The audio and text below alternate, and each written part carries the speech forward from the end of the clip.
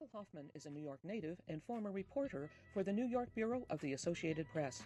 He studied under Fayez Abu Jabir at the State University of New York at Oswego.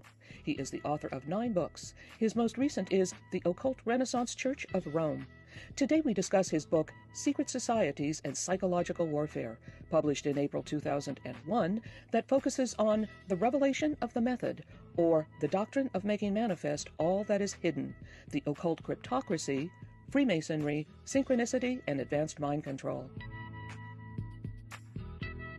Michael Hoffman, welcome. Thank you, Bonnie. It's good to be here. I've just read your incredible book, Secret Societies and Psychological Warfare. In the chapter Episodic Revelation and the Lone Nut Syndrome is an excerpt from your book that I first read in another book that strongly resonated with me. You write, quote, "The following is a statement which comes from within the British intelligence wing of the cryptocracy." Quote, "This demonstrates one of our simpler methods. Realizing that our activities will sooner or later come to light, we structure our activities so that as conspiracy researchers unravel them, they will release information into the public consciousness in such a way that it mirrors our initiatory procedure. In this way, the more we are investigated, the more masses of people are psychologically processed by the very people who seek to expose us. The meme that constitutes our essential structure is then successfully mimicked within the consciousness of those who investigate us. Success can then be measured precisely to the extent that our work is exposed." When I read that, I thought, yes, that's it. I had never read such a potent description of what is going on. We could certainly spend the hour discussing this one paragraph. Where did you come across this description of what you term the method?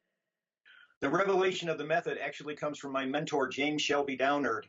I met him in St. Petersburg, Florida in the mid-1970s, and he was a very unusual man. He walked the razor edge between genius and eccentricity, but he had a mind where he was able to see and detect patterns.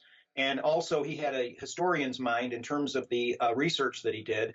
And he was the one that set me on this path of the revelation of the method. He also called it must be, or the making manifest of all that is hidden. And in the sense that in the very last days, not necessarily the last days of the planet or some eschatology like that, but in the last days of this grand conspiracy, which he centered and I center also in Great Britain as a initial starting point for it. And there are many other starting points, but that's perhaps the major one. What was set in motion in terms of what we saw with the first atomic bomb blast, the creation and destruction of primordial matter at the Trinity site on the 33rd degree of north parallel latitude in New Mexico, and then the assassination of Kennedy, the killing of the King right in 1963, close to the 33rd degree of north parallel latitude.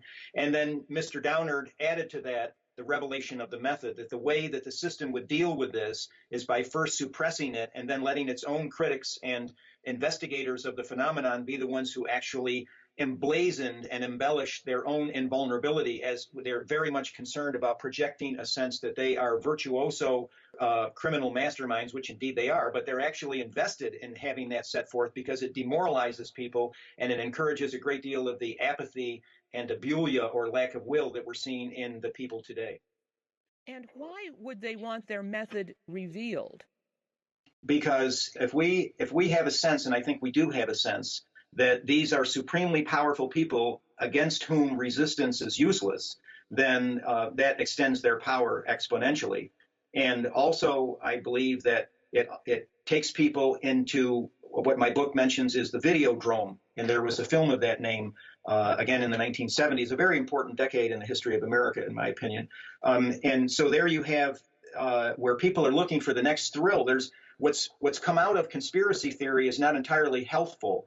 And it's the idea that it's almost morbidly sick, some aspects of conspiracy theory, in that they've processed less from investigators seeking prosecutions and bringing criminal perpetrators to justice than emblazoning the power of this technology, this occult technology, and the people who are behind it, and sitting in awe.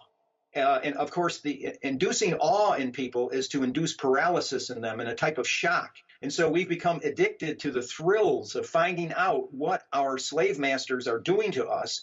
And rather than engaging us in a counter reaction, such as would have happened in a different era, by the way, which is important to note. The making manifest of hidden, the revelation of the method, couldn't have been done in the early 20th century, much less in years before that. The people were so healthy that their reaction would have been a type of pitchfork peasant revolt. It had to wait for the time when we've been so heavily indoctrinated by this entire system that we sit back and see it as part of this videodrome of a plethora of fast-moving images, thrills. And so we become less human in the course of that, and we're relegated almost to the status of Frankenstein's monster, where the only way we can feel alive is by getting more shocks to our system. And these shocks translate into these various forms of occult psychodrama, whether it's the Las Vegas shootings or some of these other ritual murders. And it becomes a morbid type of a thing where instead of acting against this evil, we're actually participating in it in a type of awe, which has frozen our capacity to act.